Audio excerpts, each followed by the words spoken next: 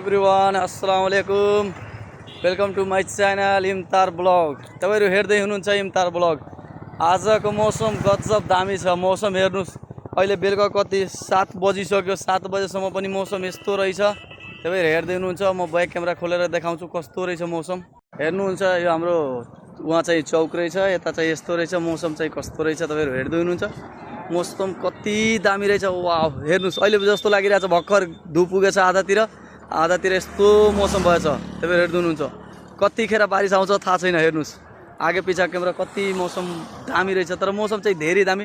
मेला लाग्नको लागि वहाँ रेडी भइरहेछ दाहाको। यहाँ झुलो अलरेडी लागिसकेछ। तपाईहरु हेर्दै हुनुहुन्छ। ल हेरौँ कस्तो रहेछ। हेर्नु, वहाँ चाहिँ स्कुल रहेछ, बोर्डिङ स्कुल छ। यहाँ यस्तो नहरको कुछ यस्तो रहेछ। अहिले पानी आउने बेला भयो। हेर्नुस्, मौसम आगे पिछा कस्तो दामी देखिरहेछ तपाईहरुले। हेर्नुस्, हाम्रो पछाडि चाहिँ चौक वहाँ छ, यता सानो चौक यता रहेछ। ल यतिमै हुनुहुन्छ। बारिस पनि आउन लाग्यो है।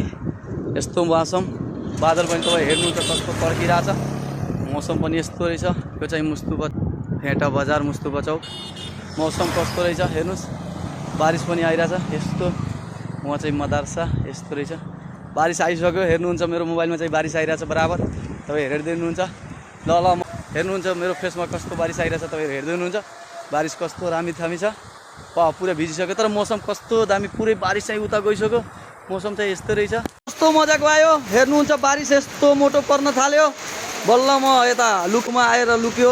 बारिस यस्तो दामी मौसम परिरहेछ। मौसम चाहिँ यस्तो हेर्नुहोस्, कति दामी नजारा रहेछ। मौसम देखा था नहीं कितना बारिश पड़ता है। मौसम में पड़ा के गोश्त लिया के भूज के खाए में बड़ा मजा का आई। अपने देखा मौसम से पूरा भीज गया। बस 100 टमाटर देख सकते नहीं कितना मजा का मौसम बाजे। पड़ा गोश्त लिया के सेकुआ मार के खाए वाला बाबू नहीं। ये घरे बा आराम से बैठ के पड़ा गोश्त खाओ भूज के।